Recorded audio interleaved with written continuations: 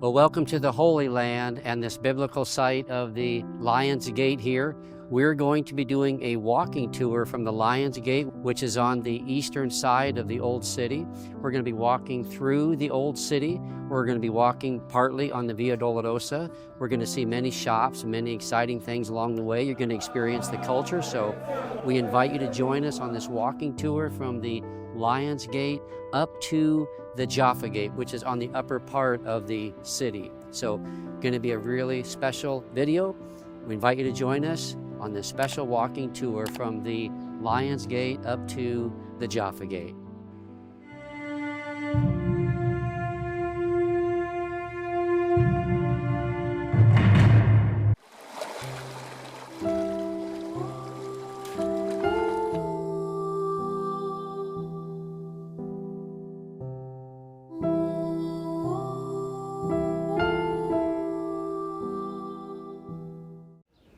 Now this walking tour will be extra special, so sit back and relax. It will be like you are actually here walking and experiencing everything you would normally.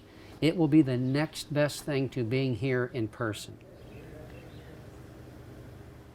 Now before we start walking, we want to show you some key places in the Old City we'll be seeing along the way and others to point out so you know the lay of the land. The first is the Temple Mount. Right where the Dome of the Rock stands today is where the original temples once stood.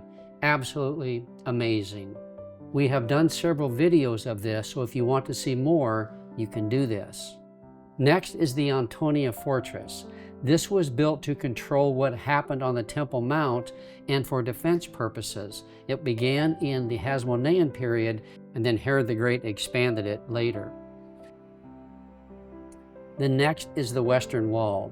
This is where Jews today pray because most are unable to go up on the Temple Mount to pray there. It was built just before the time of Jesus and is one of the retaining walls of the expanded Temple Mount platform King Herod built.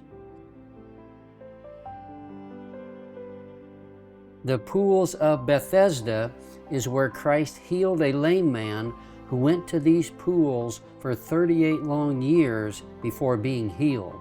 We'll be walking the traditional route of the Via Dolorosa, which means the painful path. This route begins by the Antonia Fortress and ends at the Church of the Holy Sepulchre, which has overwhelming evidence as being the authentic Golgotha. The Sisters of Notre Dame of Zion is the place where you can go underground and see a street that existed during Jesus' time. And then there's the Ecce Homo Arch, which means behold the man. We'll talk more about this later. We'll also see the location of an ancient wall of Jerusalem during the time of Jesus, showing that Golgotha was outside the city walls at that time, and Golgotha, we believe, is where the Church of the Holy Sepulchre is.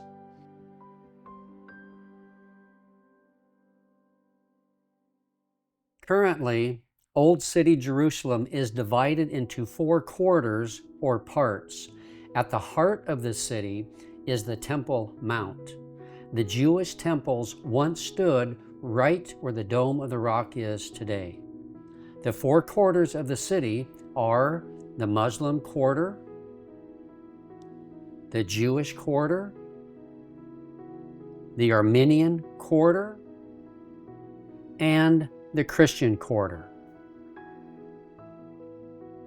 I should also mention that the layout of the city we see today was done in around 135 AD during the Bar Kokhba revolt.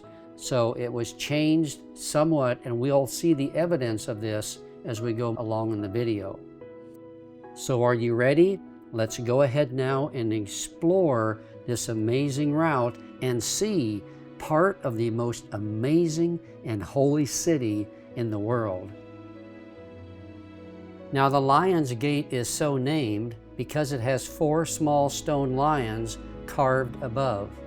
It's believed Suleiman the Great, who reigned in Jerusalem from 1520 to 1566 AD, had a dream in which if he didn't rebuild the walls around Jerusalem, he would have been eaten by lions. The gate is also known as Stephen's Gate because it's believed right outside the gate a bit, Stephen was martyred, as found in Acts 7. Now the gate is a little narrow here, and as you can see, it's an access for cars to come in and out of the city. So sometimes it can be tight getting in here, especially when the Muslims have prayer on the Temple Mount. The whole gate can just be jammed packed. Now as we turn here to the left, this is probably the main access the Muslims use to access the Temple Mount. So when they have their holy days and things of that matter, this will just be really full, and then it goes right to the Temple Mount. Now, only Muslims can enter this gate.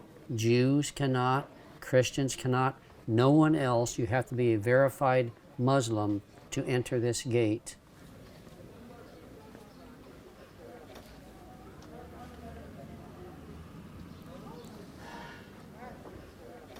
Well, we aren't able to enter into the Temple Mount at this place, so we'll go ahead and turn around and go back and continue on our journey.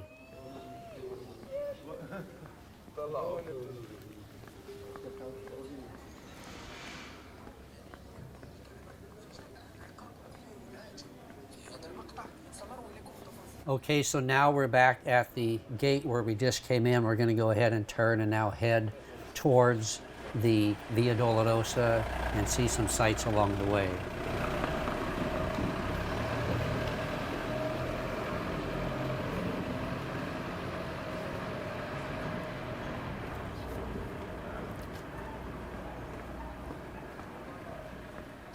According to tradition, this is the birthplace of Mary, the birth mother of Jesus. Now, some of these sites, it's debatable whether they are actually the place, but according to tradition, this would say this is where Mary was born. Now, the evidence is overwhelming that Mary was born in Nazareth at the Church of the Annunciation. So I would say that this is most likely just tradition.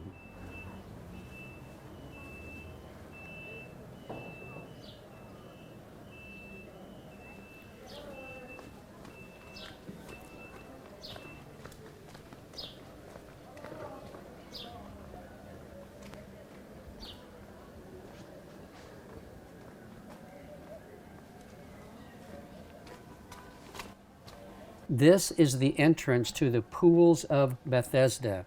It's here at these pools Jesus healed a man who had been ill for 38 long years, who had been going to these pools regularly to be healed.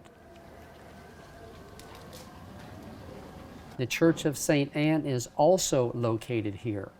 In 1138 AD, the church was erected over the grotto site the Crusaders believed to be the birthplace of Mary, the mother of Jesus. The church is dedicated to Anna and Joachim, the parents of Mary, who, according to tradition, lived here, and the site where their daughter Mary was born in a cave located under the church. So we have two sites side by side saying Mary was born in this area. Once again, all of this is according to tradition.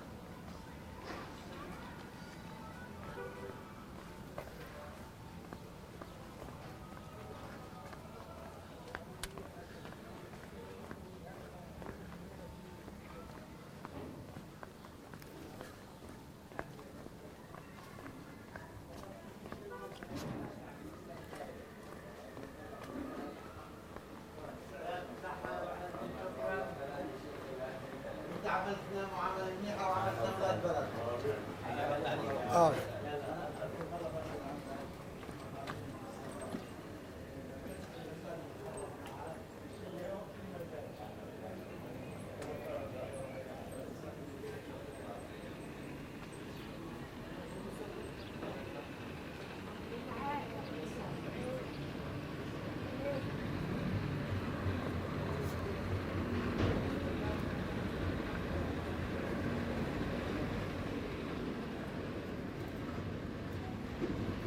These tractor cart vehicles are used in the narrow streets of Old City Jerusalem for taking out trash and then bringing in supplies into the city.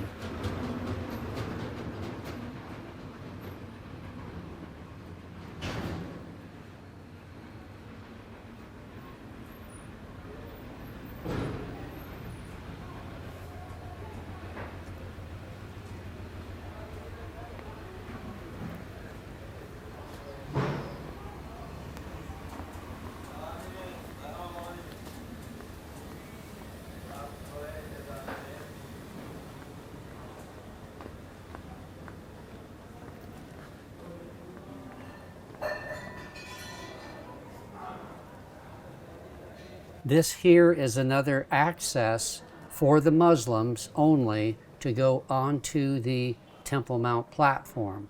So again, there's a number of different access points for the regular people, the Jews and then non-Jews, just regular people, tourists. They enter onto the Temple Mount platform from the access by the western wall in the Jewish quarter. And then the visiting times are in the mornings for a few hours, then in the afternoon for an hour or so.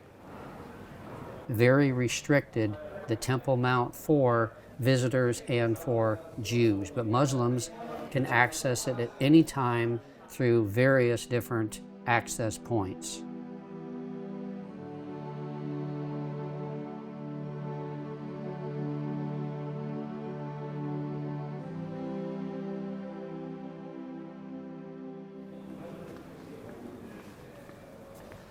As you can see here, police are guarding this access point and we will be denied, but we are just coming up just to show this to you and then to see this access onto the Temple Mount platform. We'll go ahead now and go back to the main route we were on, where it will take us to the beginning points of the traditional Via Dolorosa.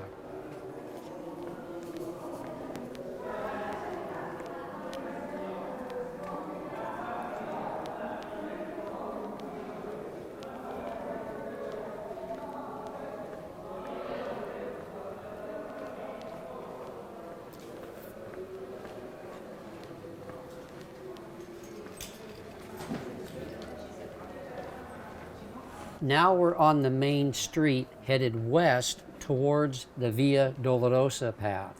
I should mention that this street was one of the main roads leading into Jerusalem after the Bar Kokhba revolt in 132 AD. This revolt was by the Jews trying to win their country back from the Romans. As a result of this revolt, the Romans crushed the Jews, destroyed the city, renamed the city to Aelia Capitolina, rebuilt the city to the layout it is today, and renamed the country Palestine. Palestine was a reference to the Philistines. The intent of the Romans was to erase any connection the Jews had to their homeland. Shortly, we'll be arriving at the Ecce Homo Arch, which was one of the main gate entrances into the city from the east.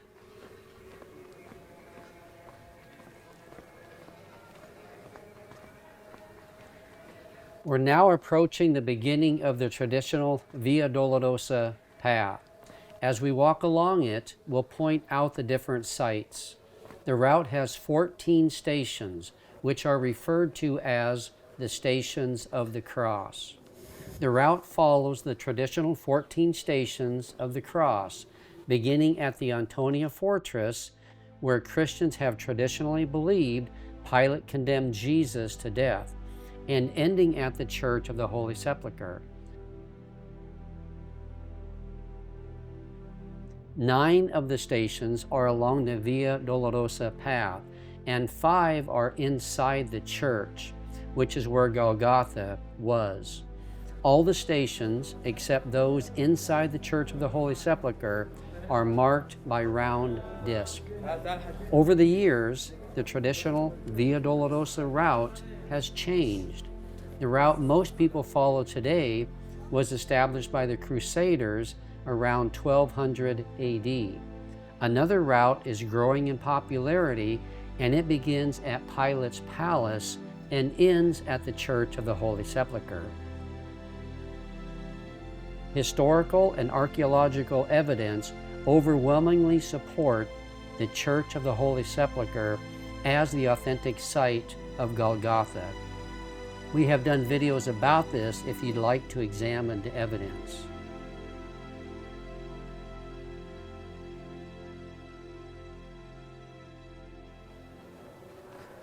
The area we're walking in now was originally part of the Antonia Fortress, which was built to oversee the Temple Mount.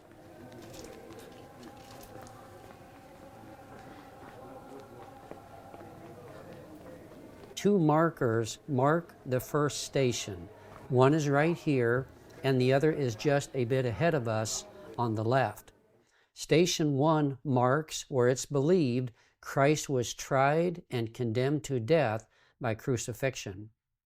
Station 2 is where Jesus was flogged and given his cross to carry. The first place we're arriving at is one of the places marking Station 1. However, Station 2 is also accessed through it because it houses several buildings and churches.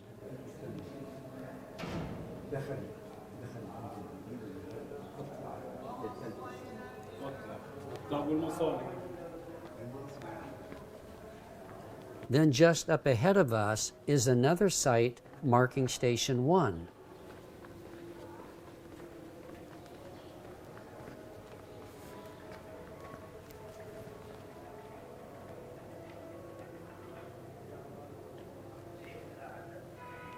We're now going to go up this ramp and go inside the area where part of the Antonia Fortress was located and talk about it a bit. Now let's take a brief look at the Antonia Fortress.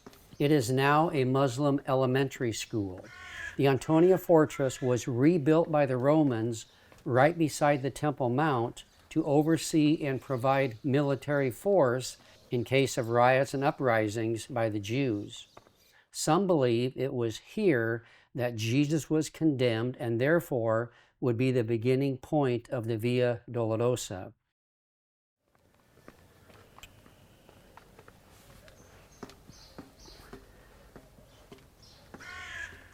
We'll now head up these stairs to this upper platform, which has an excellent view through these windows out to the Temple Mount. You can see why the Antonia Fortress was built right here, because it provided protection, oversight, military force to make sure that things didn't get out of control on the Temple Mount.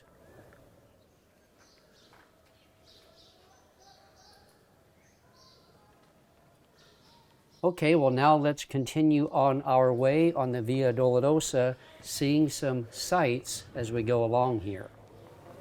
Now just on our right, we see a round disc marking Station 2.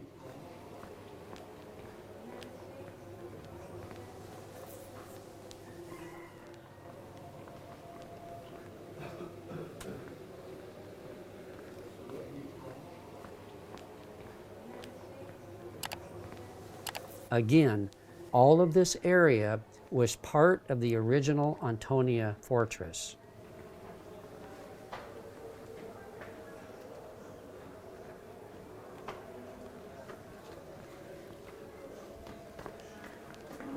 Now the following site is quite interesting. It's called the Sisters of Notre Dame de Zion. It has access down under ancient Jerusalem dating to the 1st century. part of it is where the Antonia Fortress would have been located. Some of the road during this time has been discovered. We'll see just a little bit of it as it's quite large and takes about an hour or so to see. We have a video about it if you'd like to see it. Here you can see where it's believed Jesus might have carried his cross. Quite amazing. You can see some games and things that the soldiers would have played in the floor. Just amazing down under here, and just to think that we're going down under Jerusalem down to the 1st century. Now I should mention that Jerusalem really is a tell. A tell is built up over time from different civilizations, and Jerusalem has been destroyed and rebuilt many times. That is why when we go back around 2,000 years, the city level at that time was down underneath the level today. So just amazing to think about all of this and really what took place. You're walking right in the time period of Jesus, right in that area.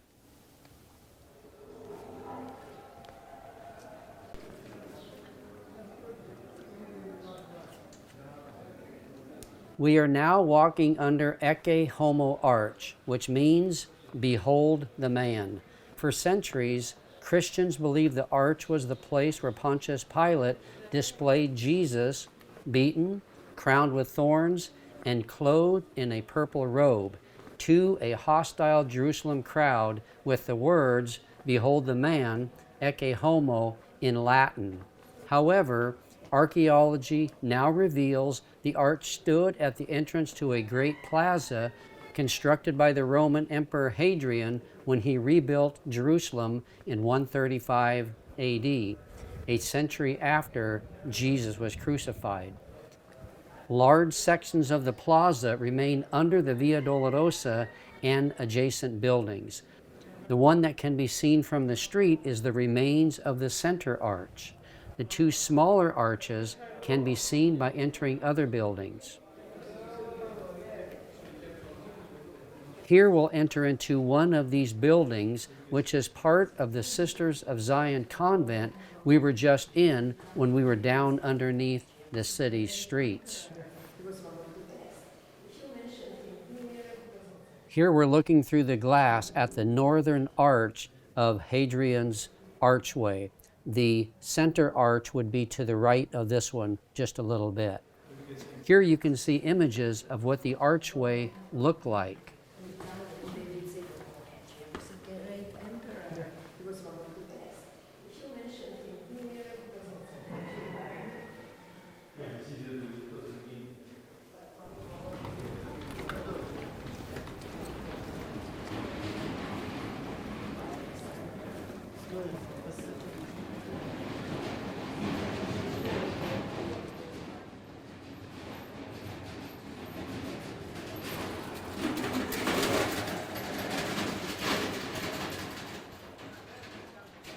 The next site on our walking tour, according to tradition, is a prison pit where Jesus was held for a period of time between when he was condemned to crucifixion and crucified.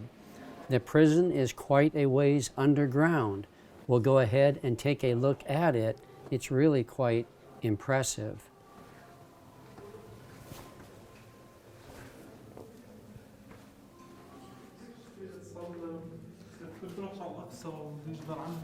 هذا احنا متجوزين عندنا 4 اولاد نيجي على الاكثر.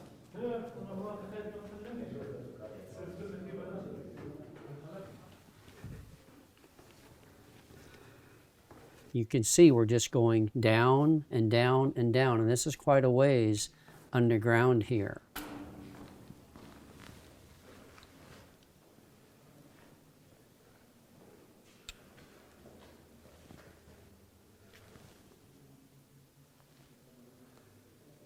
Okay, we're going to head back up and go out and continue on our journey.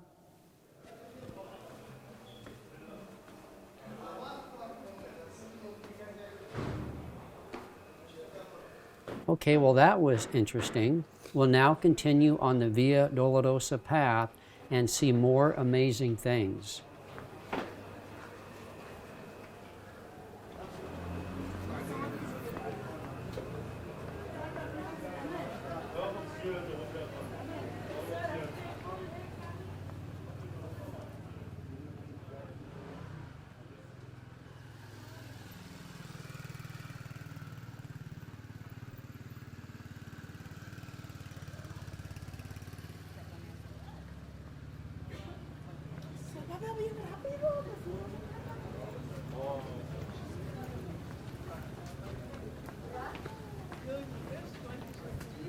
The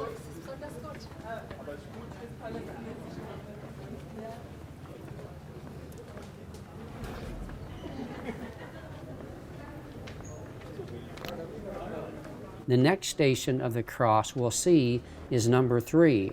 It's just up here a bit around the corner. I should mention that some of the stations of the cross are mentioned in the Bible and some are just handed down from tradition.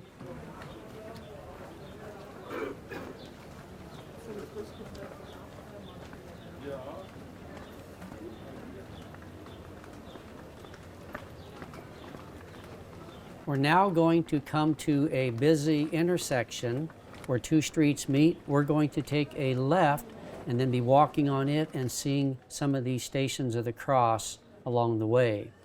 Right before we get to station number 3 here, you can see there are some large stones to our left. These were brought up from the 1st century level of Jerusalem and placed here so we can see what the original stones would have looked like from the time of Jesus. Station 3 is where Jesus falls for the first time as he's carrying his cross. Station 4 is right beside Station 3 and marks the spot where, according to tradition, Jesus met his mother as he was carrying his cross. Most of the stations of the cross are marked by churches. Sometimes they're open, sometimes they're not.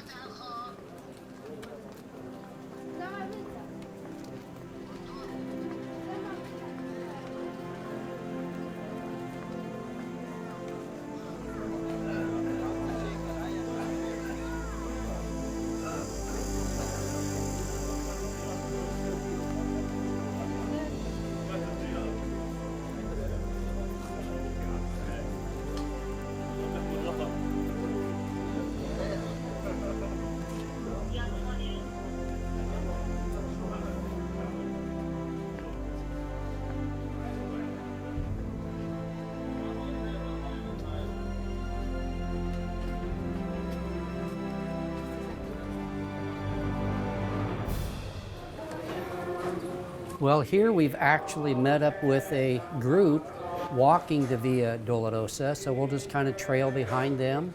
You can see a little bit about how it works. Basically, each group will stop at each station of the Via Dolorosa, read some scripture, read some of the tradition, pray, some different things like that. So we'll just kind of trail along behind them and kind of see how it goes.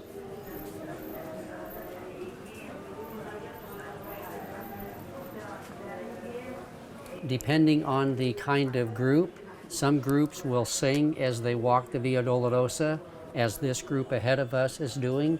Some groups are silent. It just depends on the kind of group.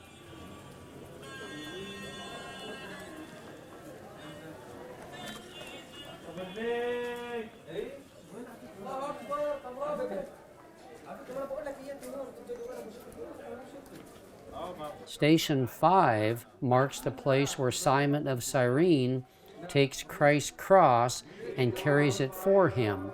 It says in Luke 23:26, and when they led him away, they seized a man, Simon of Cyrene, as he was coming in from the country, and placed on him the cross to carry behind Jesus.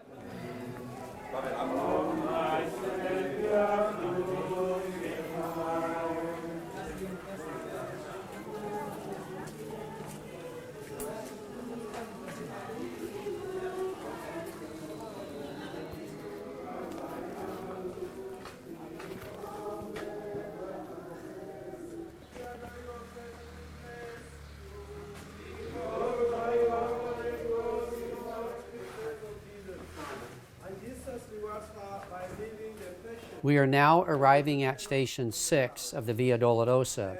According to tradition, a woman named Veronica felt compassion when she saw Jesus carrying his cross to Golgotha and gave him her veil so he could wipe his forehead. Jesus supposedly wiped his face and then handed it back to her with the image of his face miraculously impressed upon her veil. Veronica means true image in Latin. Again, this is tradition. This is not found in Scripture.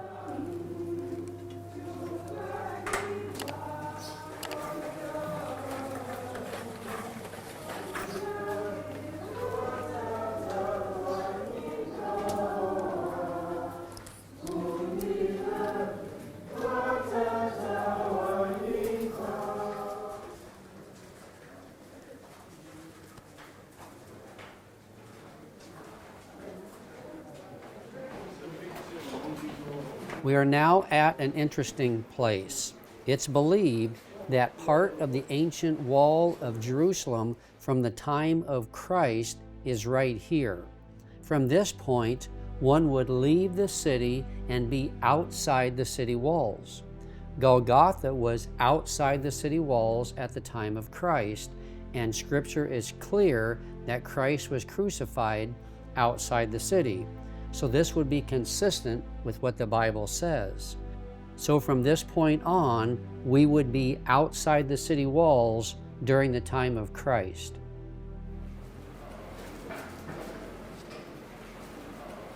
The next site we'll see is Station 7 of the Via Dolorosa, which is just a short distance ahead of us.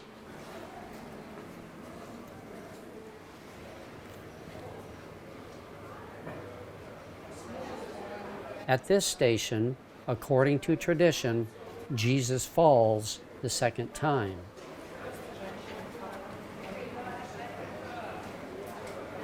Station 8 is seen by heading up this street a bit. However, we'll return back to this street junction to head to the Church of the Holy Sepulchre, where stations 9 through 14 are located. At Station 8, Jesus meets the daughters of Jerusalem. Now this is a biblical site. It says in Luke 23:27 through 31, "And there followed him a great multitude of the people and of women who were mourning and lamenting for him. But turning to them, Jesus said, 'Daughters of Jerusalem, do not weep for me, but weep for yourselves and for your children. For behold, the days are coming when they will say, Blessed are the barren and the wombs that never bore, and the breast that never nursed. Then they will begin to say to the mountains, Fall on us, and to the hills, cover us. For if they do these things when the wood is green, what will happen when it is dry?'" Okay, we'll head back down the street now to where we were and head toward the Church of the Holy Sepulchre. I'm sure you know, but sepulchre means a place for a dead body, either cut in rock or built of stone. So that's the meaning of sepulchre. So Holy Sepulchre would mean the place that's holy, referring to Christ, where he was then put into this cut-in tomb out of stone.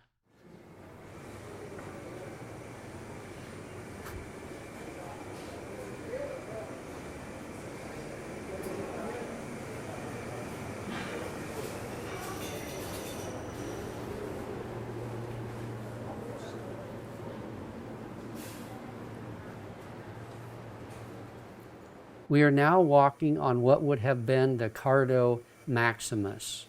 I'll talk about it as we're walking along here. The Cardo was the main street running through the center of Jerusalem. It was built in around 135 AD by Roman Emperor Hadrian. As a result of the Bar Kokhba Jewish revolt, he destroyed much of Jerusalem and rebuilt it into a Roman city. He renamed the city to Aelia Capitolina and renamed Israel to Palestine. Palestine was a reference to the Philistines.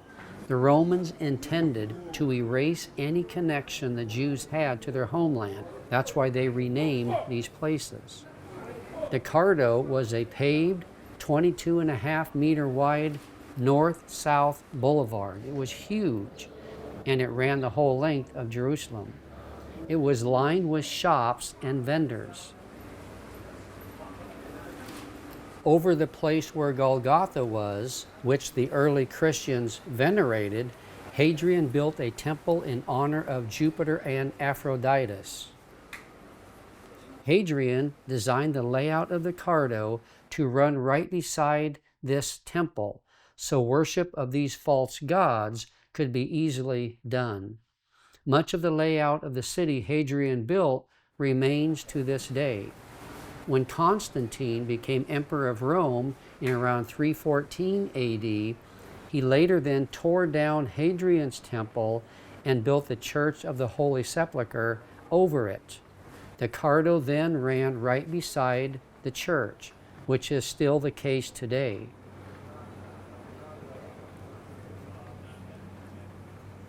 Part of the foundation of Hadrian's temple can be seen today inside the lower part of the Church of the Holy Sepulchre.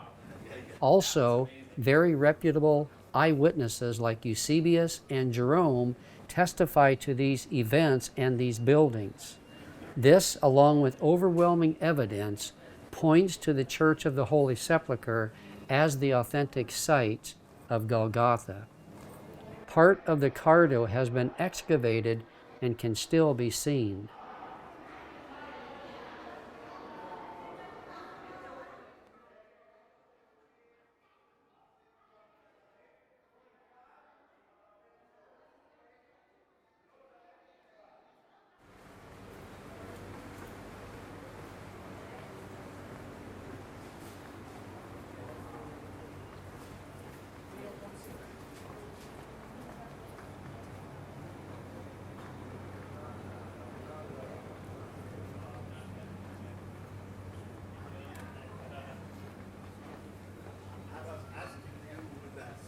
Yeah. I saw the kebab.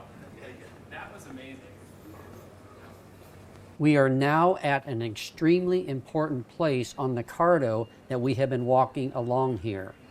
We will see and understand some things here that are really quite interesting. As we previously mentioned, the Roman Emperor Hadrian built a temple to Jupiter and Epaphroditus right over Golgotha and the place the early Christians venerated.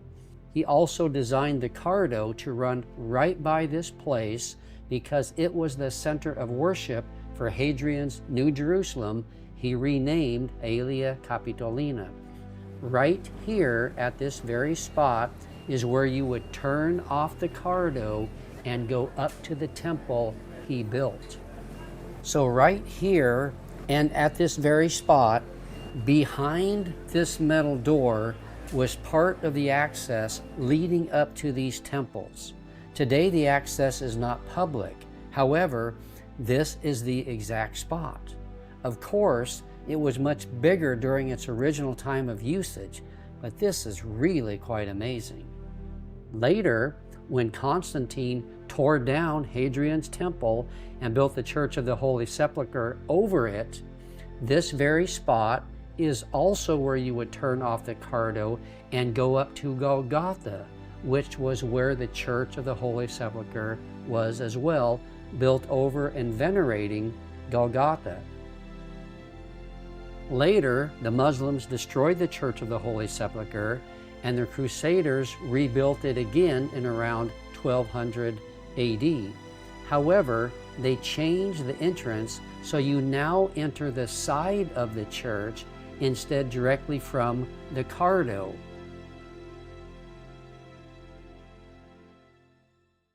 We're going to walk up these stairs and we will be walking on the upper part of the church, in fact the roof of part of the church. We'll also see station 9 of the Via Dolorosa that's up here. As we're walking up these stairs and going along, right below us is where the early Christians would have walked as they went from the Cardo up to Golgotha. So today, because you can't access the Church of the Holy Sepulchre in Golgotha from directly off the Cardo, you have to go up above it and be over the spot, and then right below you would be where the original entrance to the Church of the Holy Sepulchre in Golgotha was. So I hope that you can understand and see the layout of this. It's really all quite fascinating. And it also attest once again, just more evidence that Golgotha was right here and the Church of the Holy Sepulchre was built over Golgotha to venerate it and to honor it.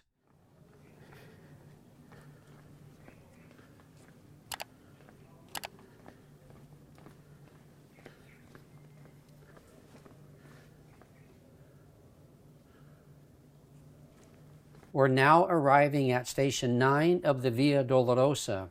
According to tradition, it marks the spot where Jesus fell a third time on his way to Golgotha. Today, it's located above part of the church.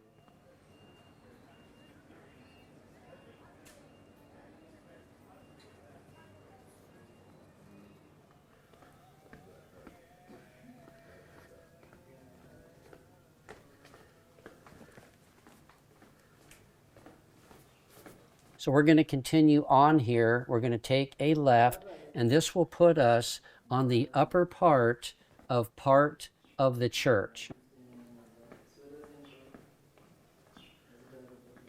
So now we're on the upper part of the church. This would be the front of the original church Constantine built. Below us, people would have entered the church and then witnessed and seen the events of Golgotha.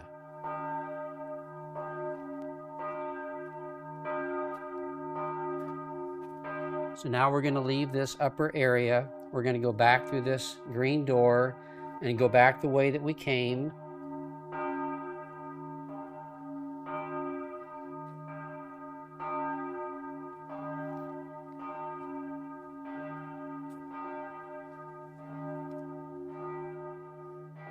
We can see station number 9 of the Via Dolorosa on our left. So once again, we're just going to go back the same way that we came up. And we're going to come down now these stairs, and we're going to come to the original Cardo where we left to come up here.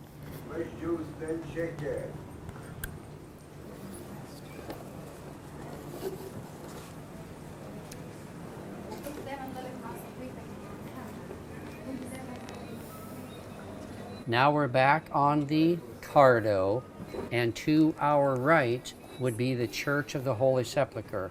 Right along here would be a wide entrance that would go up to Golgotha. So we're going by it, and now we're going to head towards the new entrance of the Church of the Holy Sepulchre.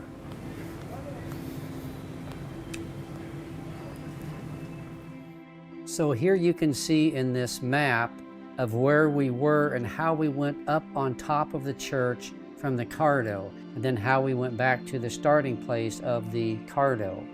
And now you can see in the map, we're back on the Cardo, and now we're going to walk around the church to the side entrance. It's a little walk, and along the way there are shops with souvenirs and many things to see.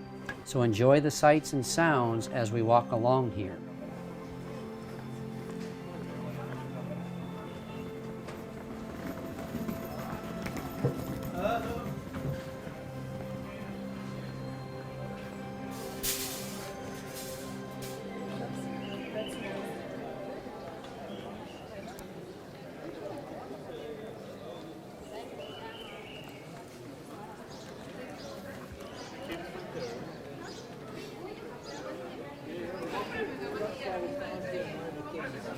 So that means that the cave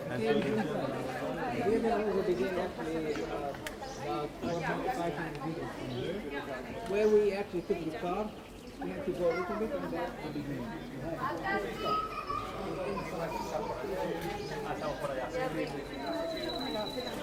I'll see.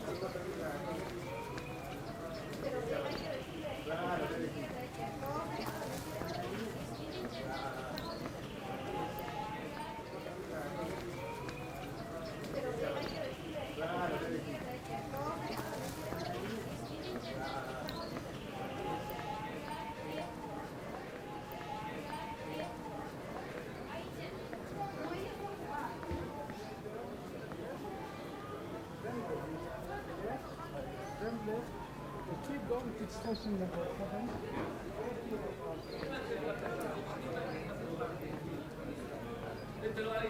You can see there's a lot of shops, so there's a lot of tourist things here for one to buy, souvenirs, things like that. Then we're going to go through this little door here, this little entrance, and now we're going to be in the plaza looking at the side of the Church of the Holy Sepulchre. Stations 10, 11, 12, 13, and 14 are all located at the Church of the Holy Sepulchre.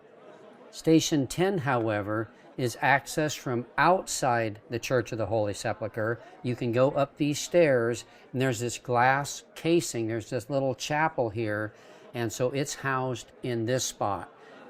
At Station 10 is where Jesus is stripped of his garments, according to John 19, 23 and 24. We'll now enter into one of the most holiest sites in the world that has over 1 million visitors each year. Stations 11, 12, and 13 are accessed by entering the church, directly turning right, going up these steep stairs, then you'll arrive on a platform, a second story, and that's where Golgotha would be. That would be the upper part of the area in which Christ was crucified.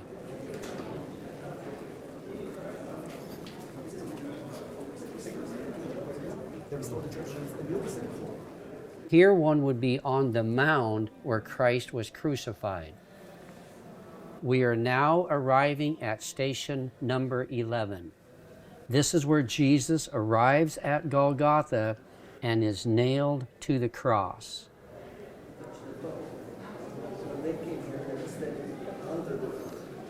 And then just to the left, as we move to the side, is station number 12. This is where Jesus is crucified. This is where he hangs on the cross, and this is where he will die. Right here is where it took place.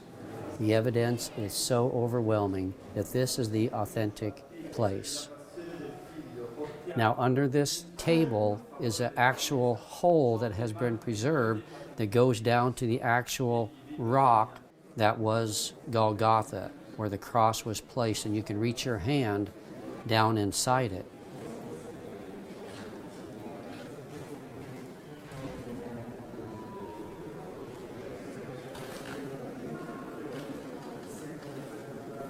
Then you'll notice to the right and to the left is part of Golgotha preserved. They have glass over it where you can actually look at the original Golgotha. And on the one side here, you can see the stone is cracked. This is believed to have taken place when the earthquake happened that God sent when Jesus died on the cross. And then underneath of this Golgotha is some glass where you can go down underneath and you can see part of the original Golgotha stone as well. All quite fascinating, all quite convincing. This is the authentic place where Christ was crucified. And then station number 13 is where Jesus' body is removed from the cross. And this location is found between stations 11 and 12. And it consists of a shrine to Mary, the mother of Jesus. And it has a spear piercing her heart. Now we're going to leave this floor level at Golgotha and head toward the last station of the Via Dolorosa, which is station 14. We'll go down these steps and take a left as we make our way to station 14. Here on the right is a mural showing the events after the crucifixion. It shows Jesus' body being prepared for burial.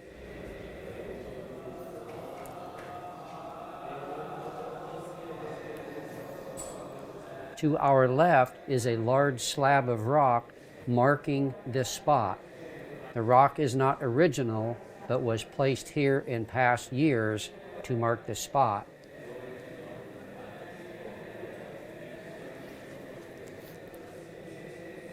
We're now heading toward the tomb of Jesus.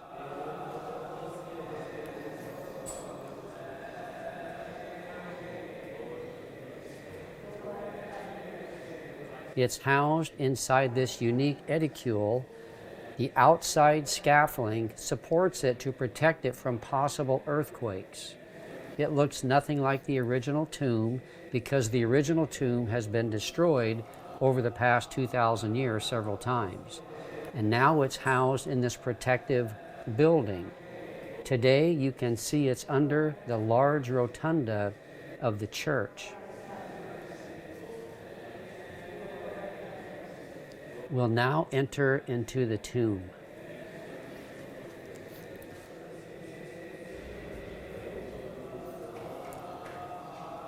In the first room of the burial tomb, a rock or stone is housed inside this stone box on this table.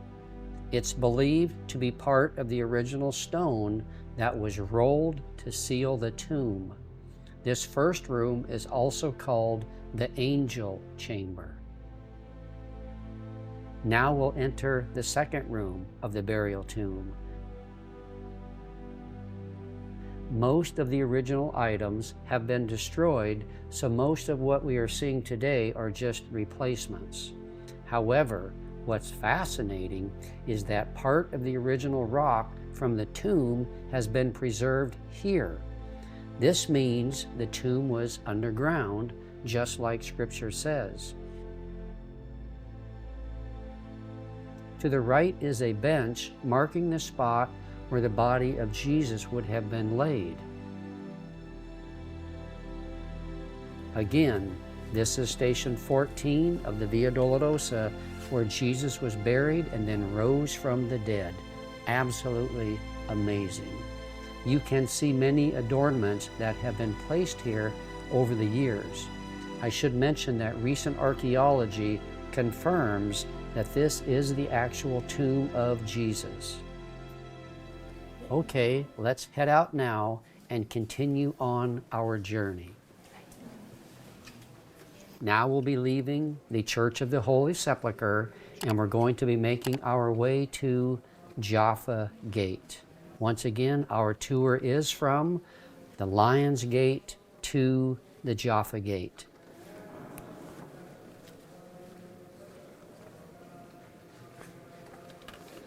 We'll take one last look here at the Church of the Holy Sepulchre before we head towards the Jaffa Gate.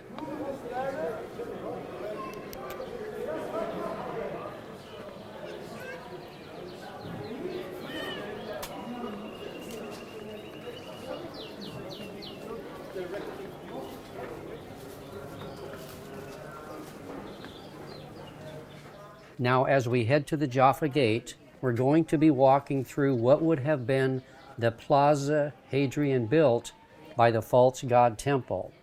Hadrian built it to provide space for worshipers to hang out and congregate by the temple. You can see the route we'll be taking as we leave the church and make our way to the Jaffa Gate. Here's another angle of this same route.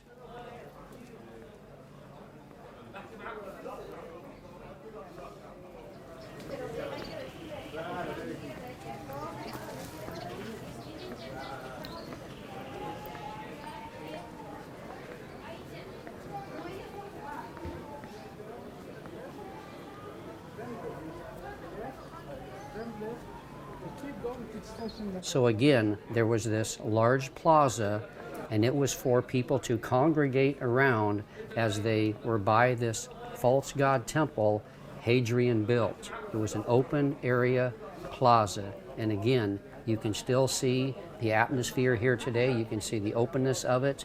So the remains of Hadrian's city that he built is still the layout that is used today in the old city of Jerusalem.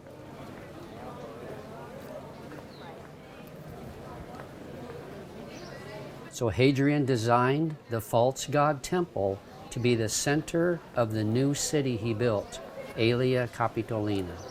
The remains of this plaza remain to this day, and that's why this area is somewhat open with many restaurants and shops.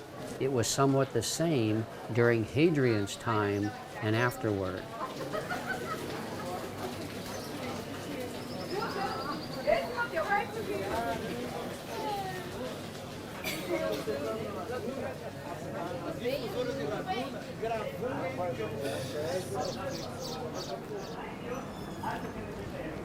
ירושלים הירדנית זה בעצם העיר העתיקה וסילואן, הטור שזה הר הזיתים, ואדי ג'וז ומוסרבה ושם ג'רה, זה הכל.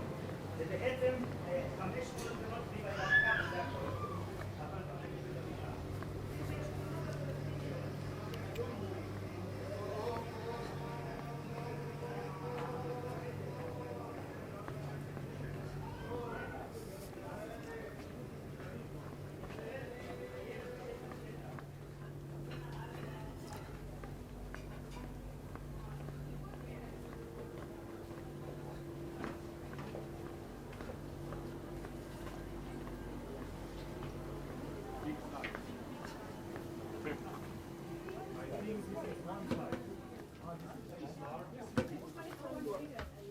At a junction where we'll turn right and go up to the Jaffa Gate. There were 4 main streets Hadrian built in 135 AD that remain to this day. As we've mentioned, there was the main cardo that ran north and south from the Damascus Gate toward the current Zion Gate. Then there was a secondary cardo that ran north and south that went close to the Temple Mount, upon which Hadrian built another false god temple. Then there was a main street running from the Lion's Gate to the Cardo, upon which we have already walked on quite a bit. And then another main street running east and west from the Cardo to the Jaffa Gate. We are now on this main street. Now the street layout still remains that Hadrian built, but the buildings and so forth are different due to the many destructions Jerusalem has undergone. We're now heading west toward the Jaffa Gate. But they will come up after 15 minutes.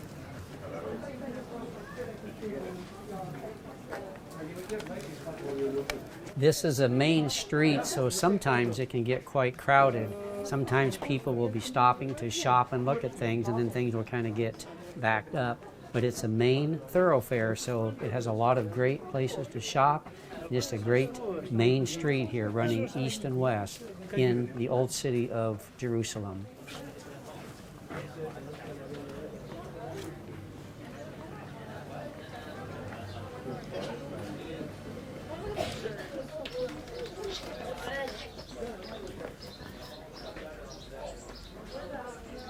We'll just let you enjoy some of the sights and sounds as we make our way up to the Jaffa Gate. Oh.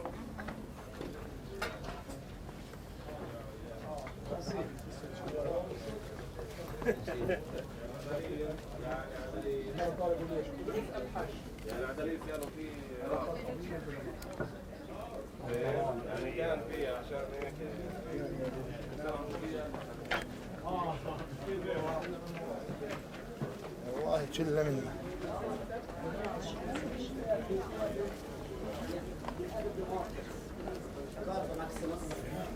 Cardo minor and Ducumano, a password.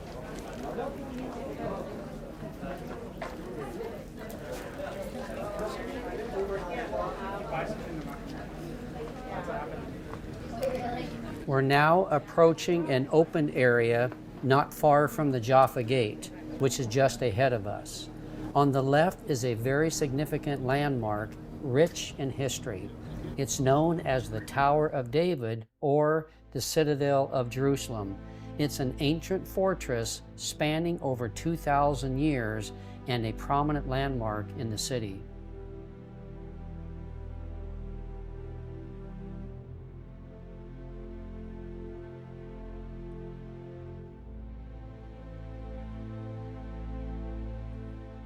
The original construction of the Tower of David dates back to around 140 BC, during the Hasmonean dynasty.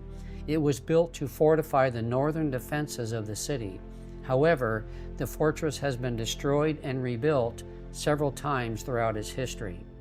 The name Tower of David was given to the citadel during the Byzantine period as a reference to King David, who was believed to have ruled from this location.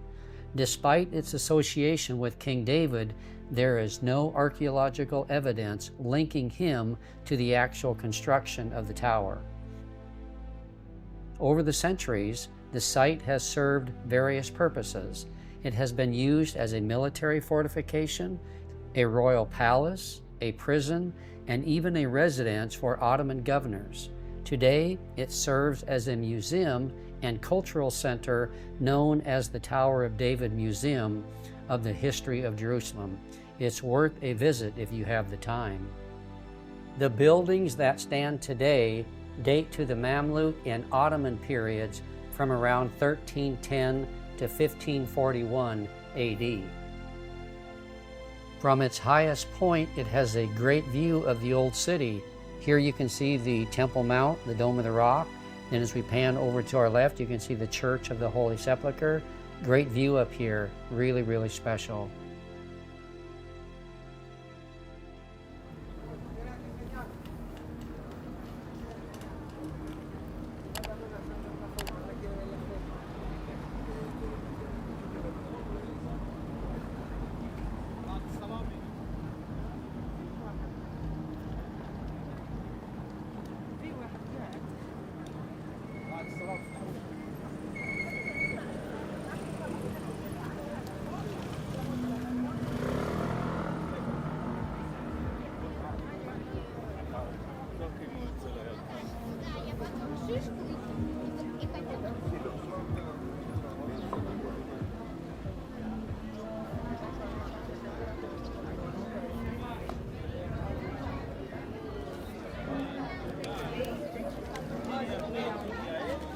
So now here we are approaching the Jaffa Gate, and it is easily the most used gate in the city by Jews and Christians, while the Damascus Gate is the most used by the Muslims.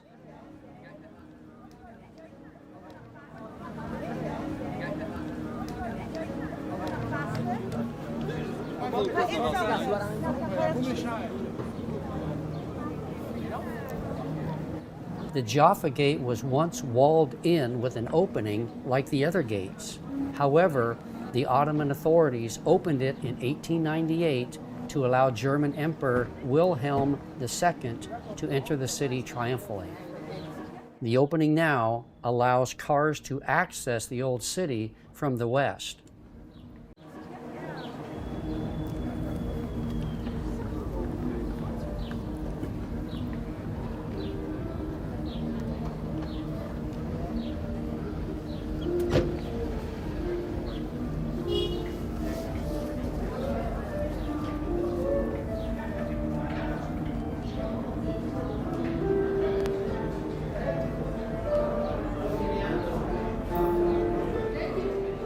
Here we have a young lady playing a harp.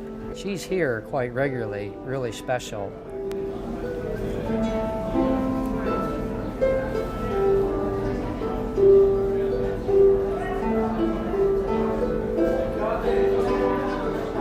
So now we're looking south, and as we pan along here, you can see the Citadel of David or the Tower of David. It once was in this area, was where Herod's palace was also located. So we're just going to pan around here and show you these last shots of the Jaffa Gate. Real special.